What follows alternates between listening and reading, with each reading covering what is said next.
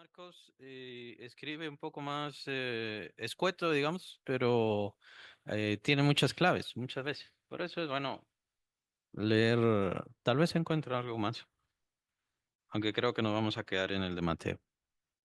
Sí tiene unos detalles, principalmente el del inicio en Marcos, ahorita que tienen ahí abierto, donde dice, levantándose de ahí, se fue a la región de Tiro y de Sidón, y entrando en una casa no quiso que nadie lo supiese, pero no pudo esconderse.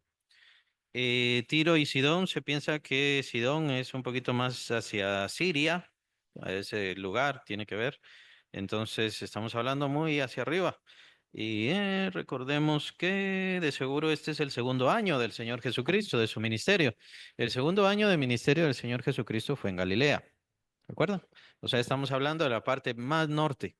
Ese lugar donde las profecías dicen tierra de Neftalí, tierra de Zabulón, Galilea de los gentiles. El pueblo que habitaba en tinieblas vio gran luz. Es una profecía del Antiguo Testamento. Es el área más norte. Es ahí donde se concentró el, el momento o la situación más fuerte del ministerio del Señor Jesucristo, el segundo año. Y es por eso que los evangelistas, básicamente los tres sinópticos, empiezan en ese segundo año. Quien completa y quien nos habla un poquito más del primer año es Juan, es el apóstol Juan en su evangelio. Pero entonces, estamos hablando de que de la tierra de Israel, el Señor estaba en el norte, hacia el norte, entonces solo subió un poco más, y esa es la tierra de Tiro y de Sidón. Si vamos a ver el contexto de la mujer, ¿cuál es el contexto de la mujer? Lo vieron en los dos evangelios. En primer lugar, el título, aunque el título no es bíblico, pero quién era, tenía a su hija enferma. ¿Por qué? ¿Qué era lo que tenía? La hija, un demonio, estaba endemoniada. ¿Qué más sabemos de la mujer? Era griega, pero no vino de Grecia, recuerden. Entonces era sirofenicia, que quiere decir, lo que dice el primer versículo, era de la región de Tiro y de Sidón. Entonces es por las áreas de Siria.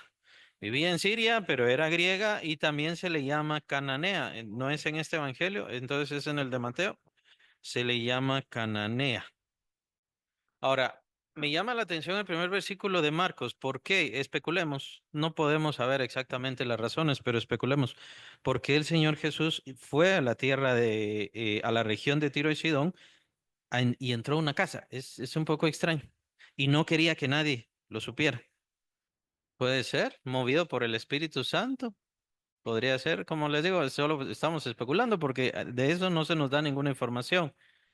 Eh, el Señor, y esto va a tener que ver más adelante, el Señor, su ministerio era específicamente hacia Israel, que en ese entonces pues ya no existía como Israel, ¿se recuerdan? Existían los judíos. ¿Y por qué? Aquí ya estamos hablando de la historia. El Israel formalmente ya no existía. Lo que pasó fue, bueno, hablemos desde los tiempos de Salomón. ¿Se recuerdan que Salomón pecó? Y entonces a causa de eso, ¿qué pasó? Se dividió el reino. Entonces se volvió el reino del norte y el reino del sur. Y el reino del norte es el que se llamaba Israel. Entonces tomó el nombre de Israel y el reino del sur es el que se llamó Judá. Y tomaron ese gentilicio judíos. Y fue a partir de eso que se dividieron los destinos de los pueblos. Es un pueblo, es el pueblo de Israel, pero se dividieron los destinos. Y lo que pasó con el reino del norte fue básicamente que fue devastado a causa de su pecado, a causa de su desviación, a causa de su maldad, a causa de que el Señor les enviaba profetas y profetas y no entendían. Por eso el Señor prefirió destruirlos. Hago la aclaración que con el reino del sur, o sea, el reino de Judá, Dios habría hecho lo mismo. Básicamente quería hacer lo mismo. Pero ¿qué pasó? ¿Por qué no destruyó también el reino del sur?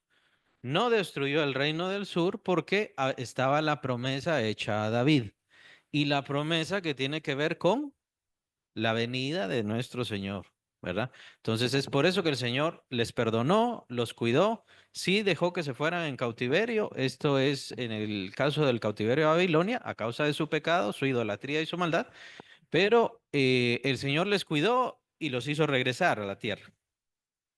De ahí, entonces, cuando regresan a la tierra es cuando empieza la historia de los samaritanos, porque los samaritanos se cree que tenían o sangre de Efraín, o sea, eran descendientes de Efraín, pero se habían mezclado.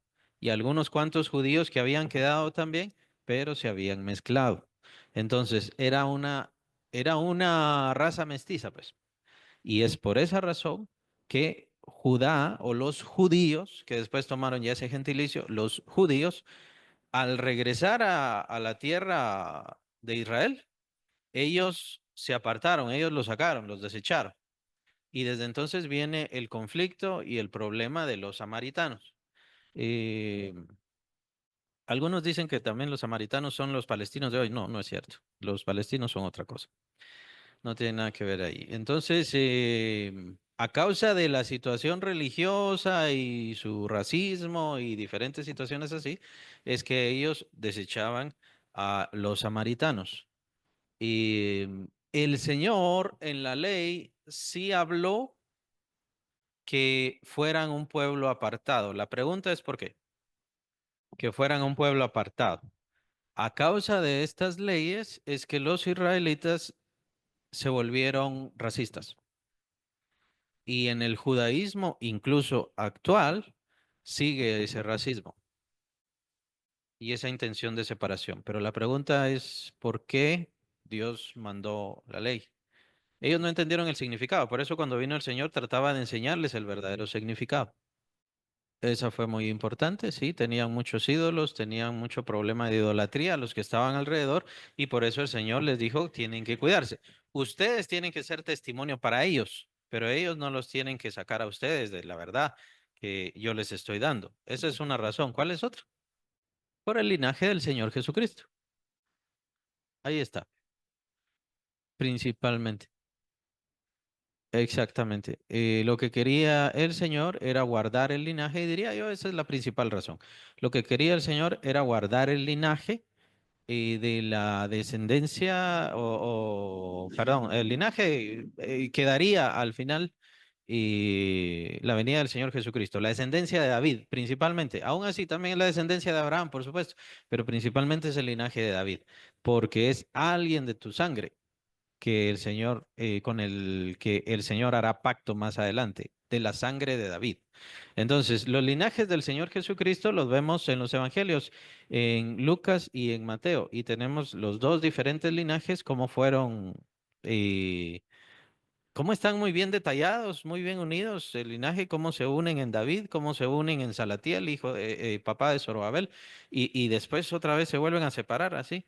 Y es muy interesante, esos son los linajes que corresponden definitivamente, uno a José y otro a María. Lo más entendible o lo más claro sería entender que el de Mateo es el linaje que corresponde a José, porque es el que hereda el reino o el trono. El linaje que aparece en Lucas es el que correspondería a María. ¿Verdad? Dice José, pero de seguro se referiría o engendró a José, pero de seguro se refiere al suegro. Entonces, o sea, papá de María. Entonces, el linaje de Lucas tiene que ser el de María, ¿verdad? Porque son distintos los linajes. No sé si han visto eso, no sé si lo han revisado, pero los linajes son diferentes. Es solamente que se unen en Abraham, se unen en David y se unen en Salatiel, como mencionaba. Pero eso ya lo busco después. Bien, regresemos. El Señor entonces en su ley había ordenado que se mantuvieran puros, alejados de las cosas de sus vecinos y que más bien ellos fueran un testimonio y que serían un testimonio a las naciones. Serían de bendición a las naciones y serían un testimonio a las naciones para que se dé un cambio. Ahora, ¿qué hicieron los israelitas y qué hicieron después los judíos? Los judíos es el gentilicio que ya utilizamos más especialmente para los tiempos del Señor Jesucristo. Es solamente una forma de adaptar el conocimiento. Mejor usamos el gentilicio judíos porque habían algunos cuantos israelitas, ¿se acuerdan? Si no estoy mal, es Ana. Al principio del Evangelio de Lucas, Ana viene de la tribu de Aser. Aser es una de las tribus del norte. Entonces, algunos se mantuvieron fieles, de esas 10 tribus que fueron destruidas, se mantuvieron fieles, pero volvieron a tomar el gentilicio judío, o sea, se hicieron parte de los judíos. De hecho, literalmente, ¿Pablo era judío o no? ¿El apóstol Pablo? Sí, también era, tenía ciudadanía romana, pero él mismo dice, ¿era? ¿Qué? O sea, ¿descendía de Judá? ¿Descendía de quién? De Benjamín. Él era benjamita. Pero no, Benjamín se quedó con Judá. A Benjamín lo resguardó mucho que se quedara con Judá y recuérdense que la media tribu de Manasés también estaba. Pero Pablo tomó el gentilicio judío porque ya era un gentilicio general, ya era un gentilicio general, ¿no? Pero inició como los descendientes de Judá, pero Pablo, por ejemplo, no era descendiente de Judá, Ana no era descendiente de Judá, era de la tribu de Aser, pero como se habían unido entre todos a volverse ese pueblo, entonces todos tomaron el gentilicio judío para ya referirse a ese remanente, si le quieren llamar así. Por supuesto, también están los sacerdotes no eran judíos, los sacerdotes eran, eran levitas. Sí, eran levitas, pero también tomaron el gentilicio judío. O sea, ya se volvió un gentilicio general para hablar de ellos. De hecho, van a ver en el Nuevo Testamento cómo Pablo hace la diferencia entre judíos y gentiles. Y entre esos judíos entrarían entonces los sacerdotes, pero los sacerdotes no son de Judá y formalmente judíos o estrictamente judíos, pero tomaron el gentilicio. Pablo no era estrictamente descendiente de Judá, pero tomó el gentilicio. Entonces, por eso les decimos simplemente judíos. Ellos se mantuvieron en sus formas, en su religión, en su manera de pensar, adoptaron y se quedaron con ese racismo. Acabamos de decir cuál era la razón de que en la ley apareciera la separación de las sangres, principalmente Jesús. Principalmente era guardar el linaje del Señor Jesucristo, o lo que decía el Señor muchas veces en su profecía, em, dejar una lámpara encendida a David. ¿Por qué? Porque de ahí vendría el Mesías, que sería el rey de todo el mundo y de todo el universo, y por supuesto nuestro Salvador, ¿no? Entonces esa es la razón por la cual el Señor guardó a este pueblo, juntó a este pueblo, mantuvo unido a este pueblo, y se dan cuenta que ya más es una situación ideológica, ya no es estrictamente sangre. O sea, la sangre que el Señor guardó estrictamente es la de David, más específicamente de David, porque ya todos los demás agarraron el gentilicio judío. Entonces ya eran judíos. ¿Pablo era judío? Sí, Pablo era judío. Lo que pasa es que no descendía de Judá, él descendía de Benjamín. Entonces ya se volvió más una situación ideológica. Poco a poco esto fue saliendo, lastimosamente hasta nuestros días, es decir, a pesar de 2000 años o poco más de 2000 años, no hay modo que estas personas salgan de eso, a pesar de todo lo que les ha pasado. Ellos creen todavía en esta situación de pureza de sangre y no tienen pureza de sangre. Ellos son judíos rusos, judíos alemanes, judíos franceses, judíos italianos, judíos españoles, judíos norteamericanos. O sea, es una mezcla de sangre. No existe formalmente el judío, ya se hizo una mezcla completa. Esto es a consecuencia de la destrucción de Jerusalén. No vamos a entrar a toda esa historia porque estamos viendo lo de la mujer sirofenicia. Entonces, la mujer era griega, vivía en Tiro y Sidón, tenía el gentilicio sirofenicia porque era de Tiro y de Sidón, y también se le llama mujer cananea, o sea, una mujer extranjera, una mujer alejada de toda la verdad de Dios. Y nuevamente estábamos especulando, ¿por qué el Señor Jesucristo en Marcos aparece que fue a la región y mencionaba a un hermano que parecía como que se quería esconder? Estaba escondiéndose. Bueno, vinieron varios hermanos, entonces no leyeron eso. Está en Marcos 7. Marcos 7:24. Levantándose de ahí, se fue a la región de Tiro y de Sidón, y entrando en una casa, no quiso que nadie lo supiese, pero no pudo, pero no pudo esconderse. Que dicho sea de paso, también tendría que explicar, su ministerio no era ahí, por eso estaba hablando sobre su ministerio en Galilea. Lo fuerte de su ministerio fue en Galilea. El primer año que pasó el Señor lo pasó en Judá, perdón, cerca de Jerusalén, en Judea. Esa área que tiene que ver mucho con Jerusalén y todos sus alrededores. Pero después se va a su tierra, empieza en esa área norte, empieza su ministerio en Nazaret. Se recuerdan que lee la profecía de Isaías y que lo quieren matar y entonces él mejor se aparta de ese lugar. Nadie, ningún profeta es, ¿qué?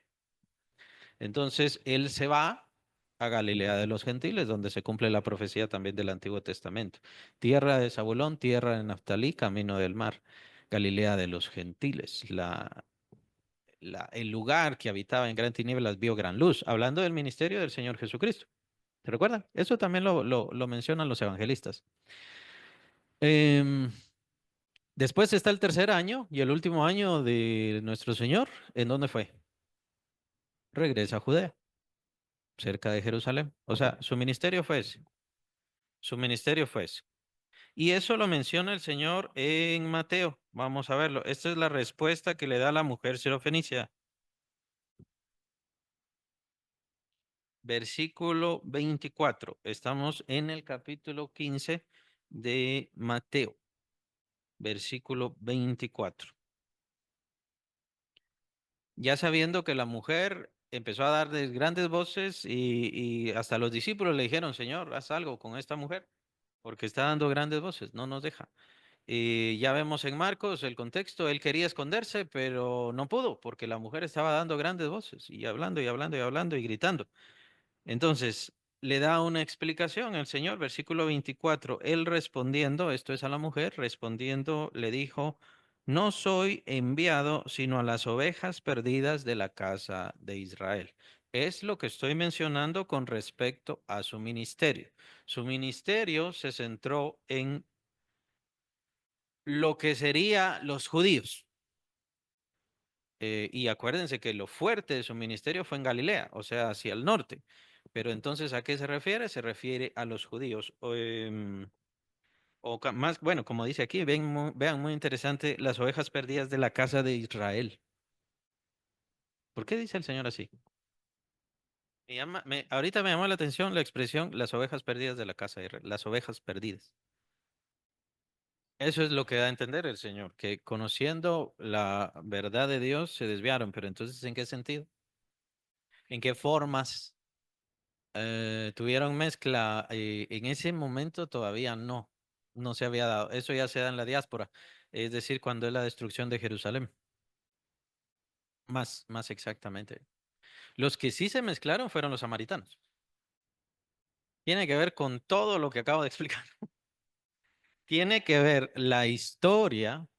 Tiene que ver lo que pasó con el Israel del norte, o sea, con el reino del norte. Tiene que ver con lo que pasó con el reino del sur. Tiene que ver, como mencionaban, la malinterpretación de la enseñanza de la palabra de Dios. Tenían la palabra de Dios, guardaban la palabra de Dios, eran celosos, decían ellos, pero en realidad no la conocían y no la entendían. Quien vino a dar el verdadero sentido fue el Señor Jesucristo. Entonces, en palabra estaban perdidos. En palabras estaban perdidos. Como reino habían sufrido muchas situaciones. Entonces el Señor está hablando de todo eso. Se refiere que son como ovejas sin pastor, están haciendo lo que quieren, ¿sí? Estaba deteniendo los juicios sobre Judá. De hecho, lo dice claramente los profetas. Voy a dejar una lámpara encendida de la casa de David. Es que si no fuera por eso, yo hubiera destruido a Judá también, así como pasó con el reino del norte, que por cierto, el reino del norte, o lo que se llamó también Israel, Ya ellos tomaron ese nombre, Israel, pero Israel es todo. Pero ellos tomaron el reino del norte, tomó el nombre de Israel, ese reino o el reino del norte fue destruido por los asirios. Los asirios, ellos no fue como Babilonia, que fueron a cautivar a Israel, a Judá, perdón. Babilonia fue a cautivar a Judá.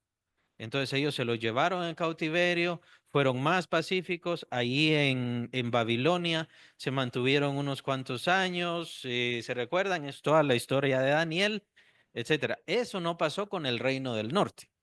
Con el reino del norte el Señor les mandó a los asirios y los asirios barrieron con todos ellos.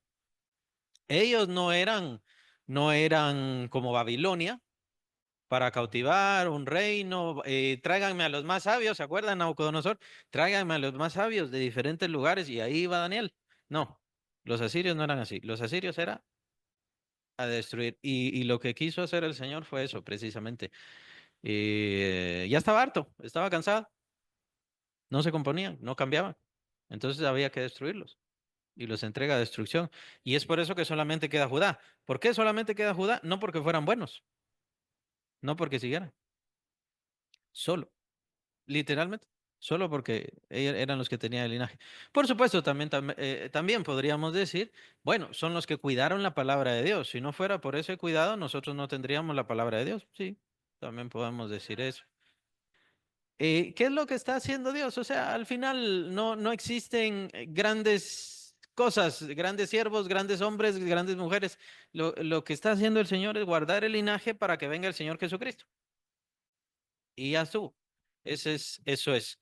Y entonces se convierte más una situación ideológica, de ahí es que viene la religión judaizante y diferentes cosas que todavía hasta nuestros días está complicándose mucho.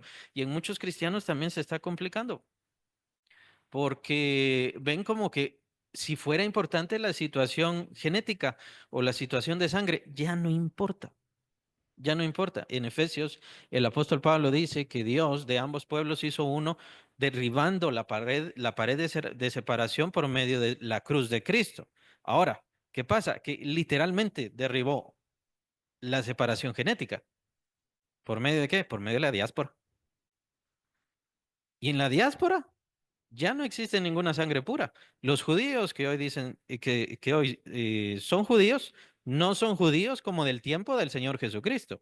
Y los judíos del tiempo del Señor Jesucristo los habrían rechazado completamente, completamente.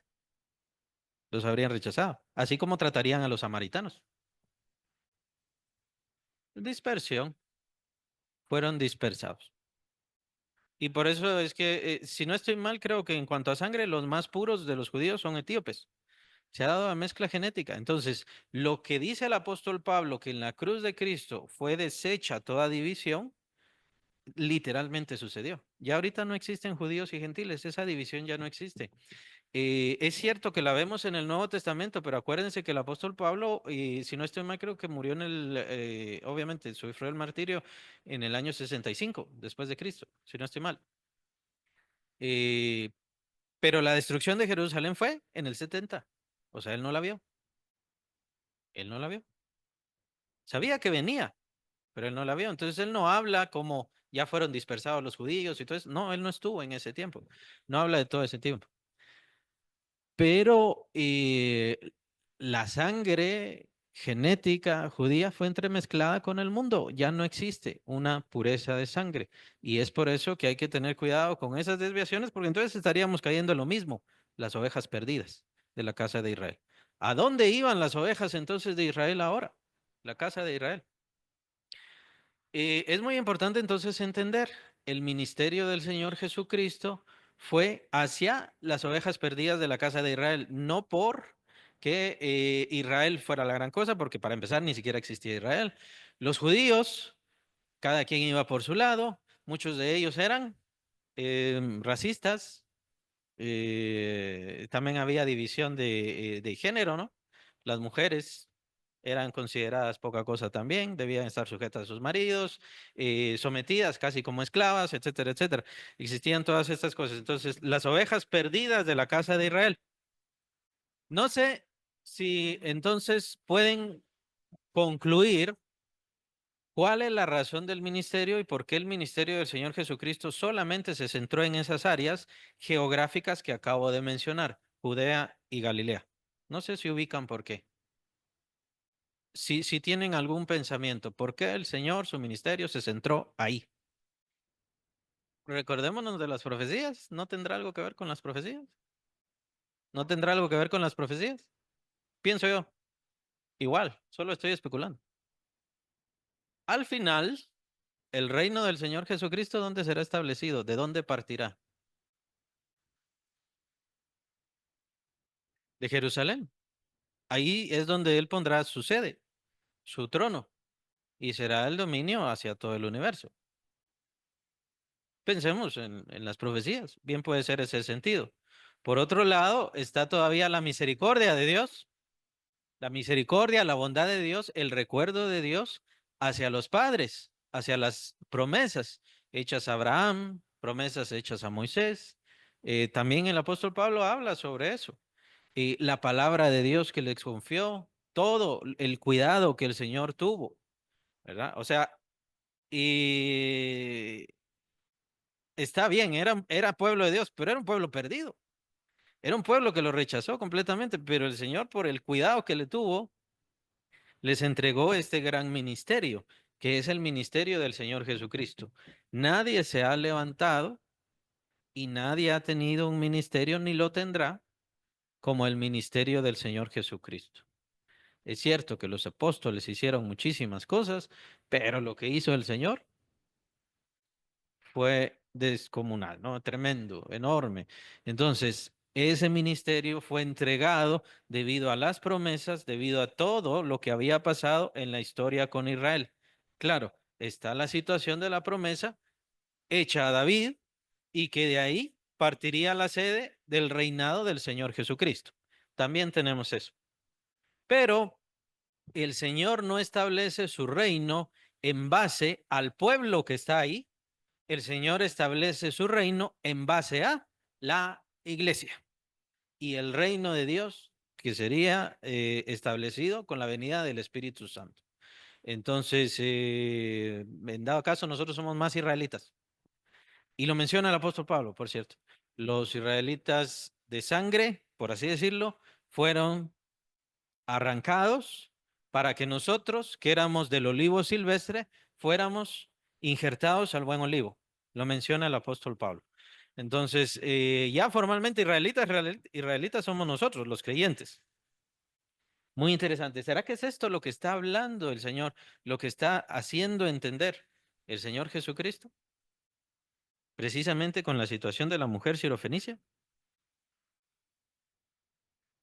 Es muy interesante. Cualquiera podría decir el Señor se estaba negando a hacer algo con la mujer. Solamente el Señor le estaba, no explicando, le estaba diciendo, yo he venido para esto. Mi ministerio es en este sentido, hacia las ovejas perdidas de la casa de Israel. Por todo lo que acabo de mencionar, la cuestión de los padres, los patriarcas, las promesas hechas a David y todas esas cosas que son muy importantes. Por esto es que yo vine. El Señor todavía está haciendo un beneficio, una gran bendición. Dicho sea de paso, yo pienso que esa es la razón también por la cual el apóstol Pablo fue llamado. Todavía a forma de gran misericordia hacia su pueblo Israel y que se arrepientan de sus pecados, de sus maldades, de su separación.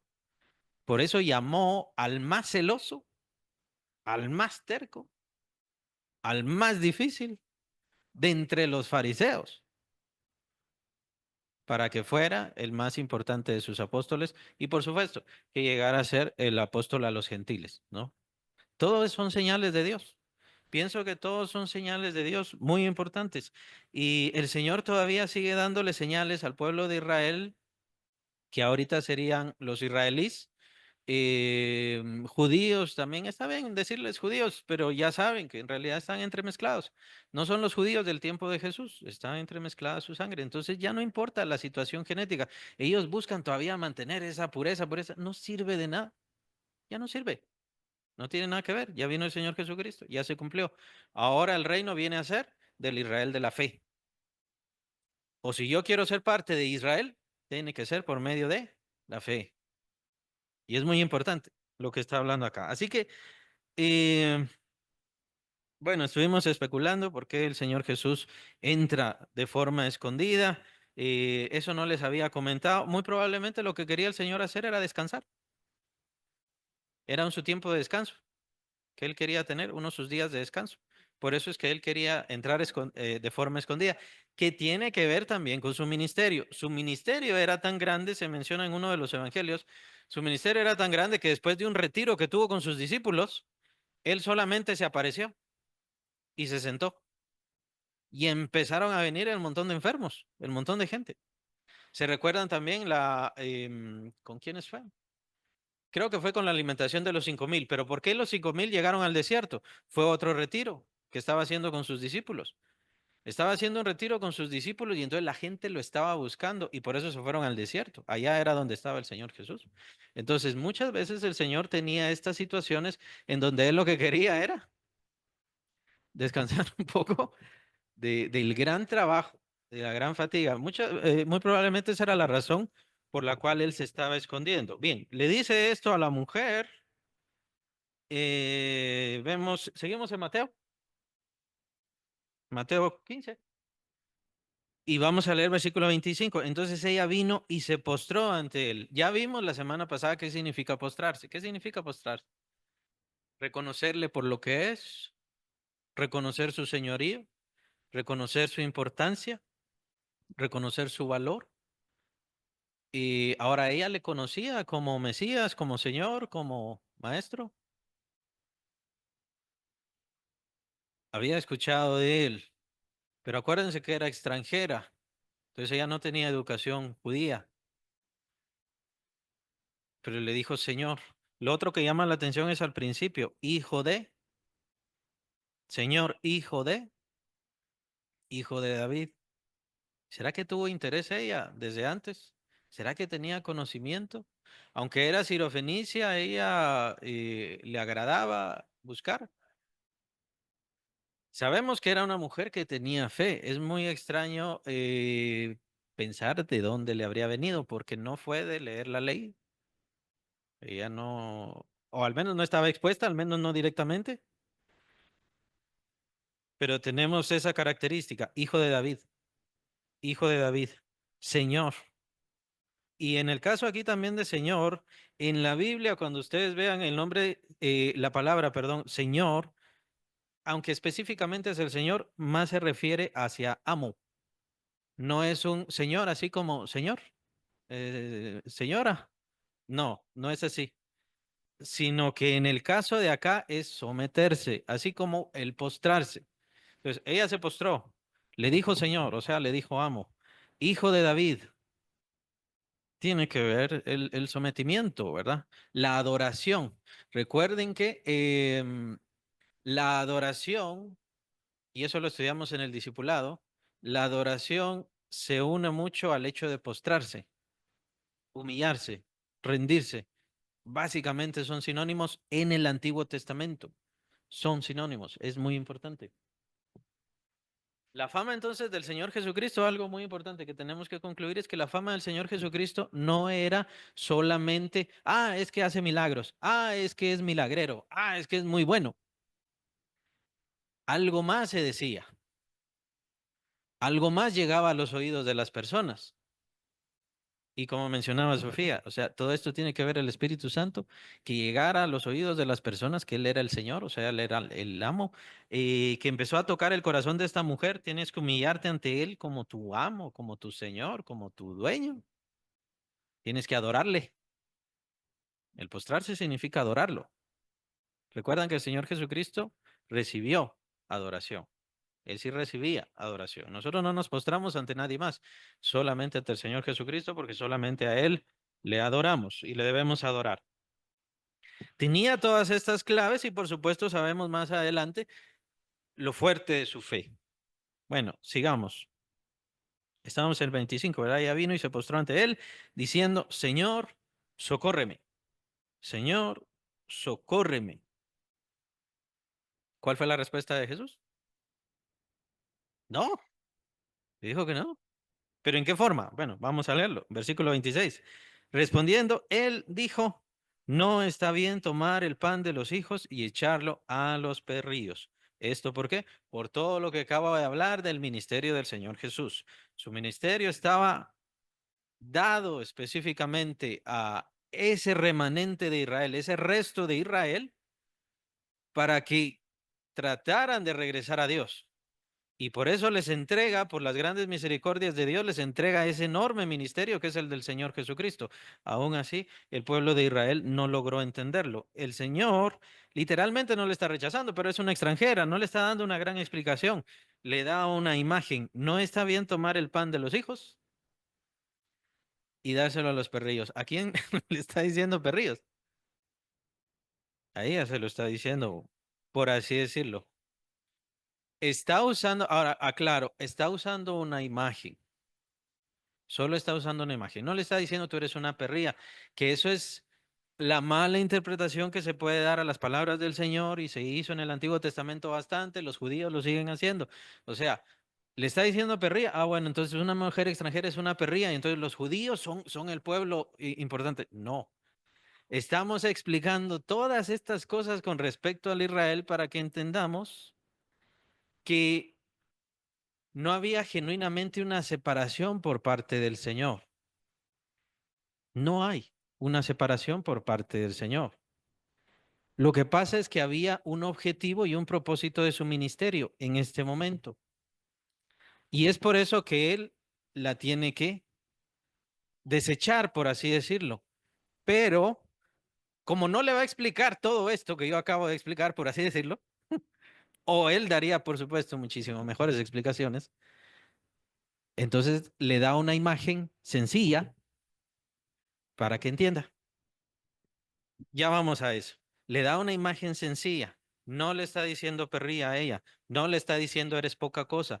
No le está diciendo tú no sirves. Además, el Señor sabía la iglesia que vendría después.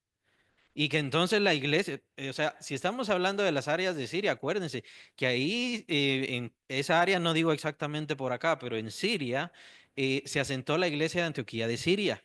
La iglesia de Antioquía de Siria fue la cuna donde creció el apóstol Pablo, espiritualmente. Ahí se desarrolló, ahí creció espiritualmente, se volvió en un ministro de Dios. Y por supuesto está lo otro famosísimo, ¿de dónde vino el nombre cristianos? De Antioquía de Siria, de la iglesia de Antioquía de Siria. La iglesia de Antioquía de Siria, ahí les empezaron a llamar cristianos a los cristianos. El nombre viene de ahí. Empezó como una forma despectiva, pero de ahí lo agarraron. Porque lo que quiere decir es cristiano, Cristo pequeño. Cristiano quiere decir Cristo pequeño o Cristo chiquito.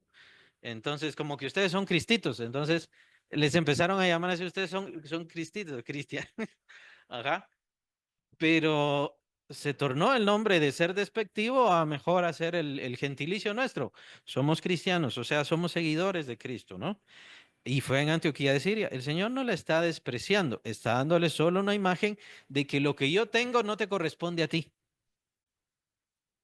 Lo que yo tengo no te corresponde a ti. Después vienen otros, pero lo que yo tengo no te corresponde a ti. Ahora entramos a la fe. ¿Qué pasó con la mujer sirofenicia?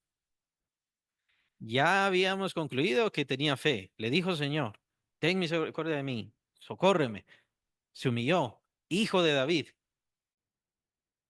No aceptó el no. No aceptó el no. ¿Y se acuerdan aquella figura que hace el Señor Jesucristo? No recuerdo el pasaje, pero aquella figura donde una mujer, creo que era viuda, anciana, iba con el rey y le decía, hazme justicia de mi enemigo.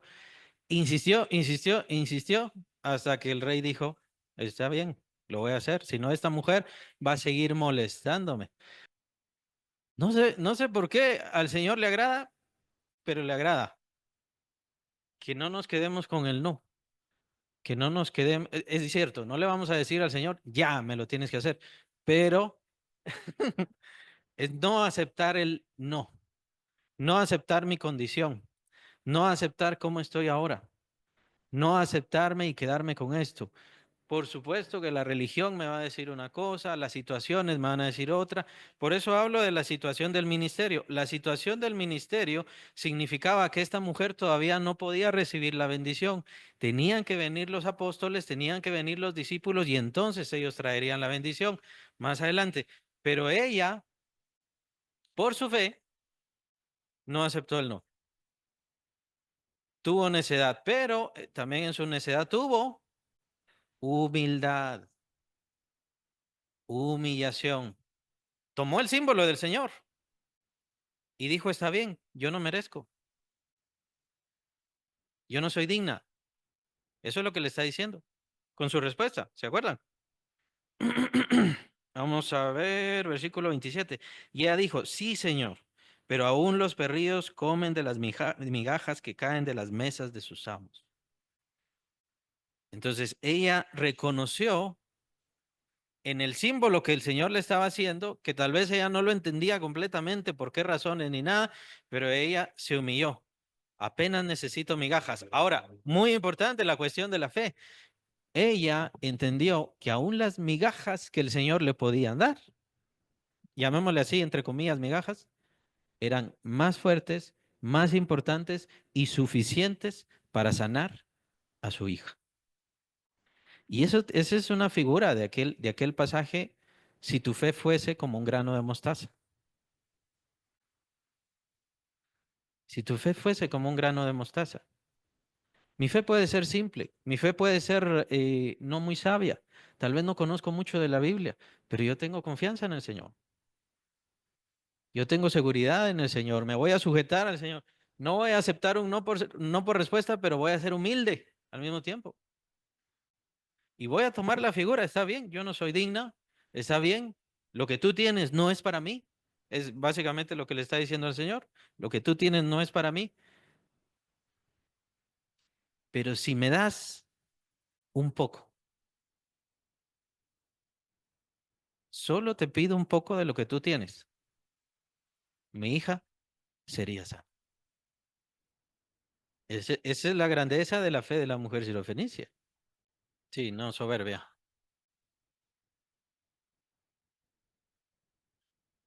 Sí, sí.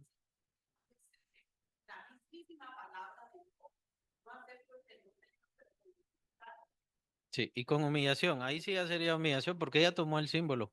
Ella se tomó el símbolo, pero reveló su misma fe. Este, son cuestiones muy interesantes. Una mujer extranjera con una gran fe que no tenía el pueblo de Israel. Esto pasaba mucho, mucho. El Señor hacía estas señales, también lo hizo con los samaritanos, para dárselo y para demostrar al pueblo de Israel a los judíos de su tiempo, miren, ellos siendo extranjeros tienen fe y tienen más fe que ustedes. Muchas veces esto provocaba celo y daba enojo a las personas, no digamos a los doctores de la ley, porque ustedes son doctores de la ley y ustedes no tienen fe y no solo no tienen fe, sino que ustedes ayudan a condenar a la otra pobre gente. Por eso dice el Señor, ustedes no entran al reino y no quieren que nadie más entre. Por eso su condenación será espantosa. Y muy interesante la fe de esta mujer. Aprendamos mucho de esto. Aprendamos de esa humillación, de esa seguridad. No es un no acepto un no obligando a Dios, sino voy a insistir y voy a perseverar y aunque Dios me diga que no, yo voy a seguir y aunque no sea mi tiempo, voy a seguir, aunque todavía no venga la sanidad, pero voy a insistir y voy a insistir y voy a seguir creyendo y voy a seguir confiando y añadirle otras cosas. Jesús, hijo de Señor, hijo de David, Señor, el someterse, todas estas cosas las estuvimos hablando la semana pasada con respecto al leproso. La respuesta del Señor Jesucristo es muy importante. Entonces respondiendo Jesús dijo, oh mujer, grande es tu fe. Aquí lo que está haciendo el Señor es una alabanza, no en el sentido como nosotros alabamos a Dios, sino en el sentido de ensalzar, podría reconocer, pero es como ensalzar. El Señor está tan agradado de la fe de la mujer que se la alaba, pues, se la alaba. Como cuando a una mujer se le dice qué hacendosa es, qué buena es, cómo se preocupa. cómo se preocupa por las personas y diferentes cosas. Es ese estilo de alabanza, es esa alabanza que hace el Señor Jesucristo con la mujer. Entonces, nuevamente la pregunta, ¿nosotros hemos llegado a esa fe que el Señor alaba? Se agrada tanto de nosotros el Señor que es una alabanza la que nos da, algo que le da regocijo, le da mucho gozo. Hágase contigo como quieras. Simplemente fue eso lo que dijo, hágase contigo como quieres. Y entonces, ¿qué pasó? Y su hija fue sanada desde aquella misma hora. El recorrido de la fe, como lo que acabamos de hacer, es bastante largo, bastante interesante. Pero el Señor lo que trata de hacer no solamente es probar la fe. A veces cuando el Señor dice no, es porque quiere que la fe crezca, es porque quiere estimular la fe, es porque quiere darle tiempo a que la fe se fortalezca. Más o menos entendamos todas estas cosas. Por supuesto que el Señor puede hacer las cosas como que es mago, ¿no? Y hoy necesito sanidad, ahí está, ya. El Señor necesita dinero, ahí está. Señor, el trabajo, ya, va. Lo puede hacer, pero ¿por qué espera? ¿Por qué nos da la palabra? Porque Él nos enseña diferentes cosas. Es lo mismo que pasó acá. Lo que quería hacer el Señor Jesucristo es aflorar lo más seguro hacia nosotros, porque la fe la mujer ya la tenía. Demostrarnos a nosotros, miren la fe de esta mujer, para poder alabarla, para poder darle esas palabras de aliento tan importantes. Y esto es una palabra muy importante para todos nosotros. El Señor no nos dice que no, el Señor nos está probando. El Señor quiere que nuestra fe crezca. El Señor no quiere que nos desanimemos, como con la mujer sirofenicia, con la mujer cananea. No quiere, el Señor quiere humildad, el Señor quiere sometimiento, el Señor quiere que le llamemos amo, nuestro dueño, nuestro Señor. No solo de palabra, en hecho, en verdad. ¿Se recuerdan? La relación, que se forme una relación. No solo es, sí, yo sé que lo vas a hacer y que el Señor lo haga, sino que haya una relación. ¿Qué tan agradecido estás? ¿Qué tanto agradecimiento tienes? ¿No? ¿Tienen preguntas? Ya se nos acabó el tiempo.